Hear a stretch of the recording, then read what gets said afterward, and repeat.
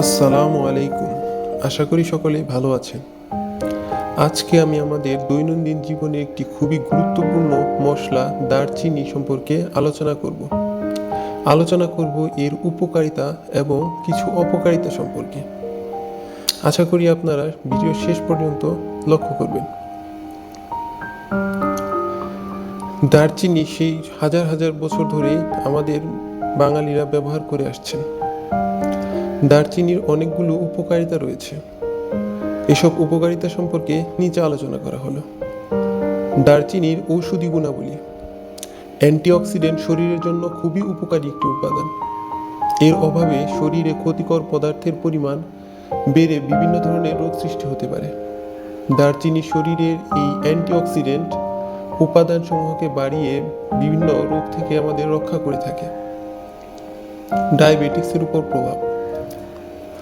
দারচিনি রক্তে গ্লুকোজের পরিমাণ কমায়, ইনসুলিন রেজিস্ট্যান্স হ্রাস করে, রক্তের গ্লুকোজের মাত্রা স্বাভাবিক রাখতে সাহায্য করে। হৃদরোগের উপর প্রভাব। দারচিনি রক্তের কোলেস্টেরলের মাত্রা কমায়, রক্তচাপ কমায় ও ক্যান্সারের প্রতিরোধ করতে সাহায্য করে।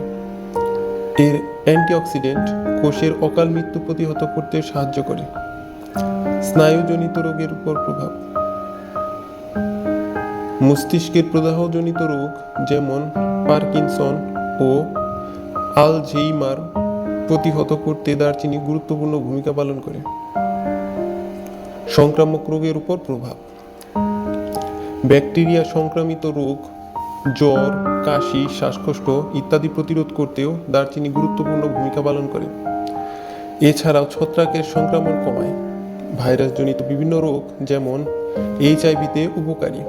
দাঁত ব্যথা কমাতেও এটি গুরুত্বপূর্ণ ভূমিকা পালন করে। চর্মরোগের উপর প্রভাব।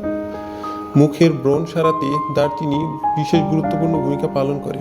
ক্ষতস্থান সারিয়ে তুলতেও এটি কার্যকর। ওজনের উপর প্রভাব। দারচিনি ওজন কমাতে সাহায্য করে। কার্বোহাইড্রেট জাতীয় খাবার ধীর গতিতে হজমে সাহায্য করার মাধ্যমে মূলত এর উপকার হয়। খনিজ লবণের উৎস। দারচিনিতে পটাশিয়াম, ম্যাগনেসিয়াম, ক্যালসিয়াম, ফসফেট সহ আরও কিছু খনিজ পদার্থ থাকে, যা রক্তচাপ নিয়ন্ত্রণ করে, স্নায়ু প্রদাহ কমায় এবং হাড় ও দাঁত মজবুত করে। এছাড়াও আরও অনেক উপকারিতা দিক রয়েছে, তবে যে কোনো জিনিসই অতিরিক্ত শরীরের ক্ষতির কারণ হয়ে দাঁড়ায়। ঠিক তেমনইভাবে অতিরিক্ত দারচিনি খেলেও কিছু সমস্যা দেখা দিতে পারে, যেমন লিভারের সমস্যা হতে পারে, ফুসফুস, কিডনি ও লিভারের ক্যান্সার হতে পারে, মুখে ঘা হতে পারে, রক্তে গ্লুকোজের মাত্রা অনেক কমে যেতে পারে। এখন জেনে নেওয়া যাক কতটুকু পরিমাণ খেলে শরীরের জন্য এটি উপকারে আসবে।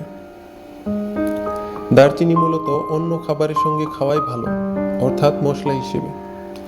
1 চা চামচে 7 থেকে 18 মিলিগ্রাম দারচিনি থাকে। রোজ 0.1 মিলিগ্রাম দারচিনি খাওয়া উচিত। দারচিনির রয়েছে আরও অনেক উপকারিতা, তাই আমাদের উচিত দারচিনিকে সঠিক পরিমাণে গ্রহণ করা। এতক্ষণ আমাদের সাথে থাকার জন্য ধন্যবাদ। আসসালামু আলাইকুম।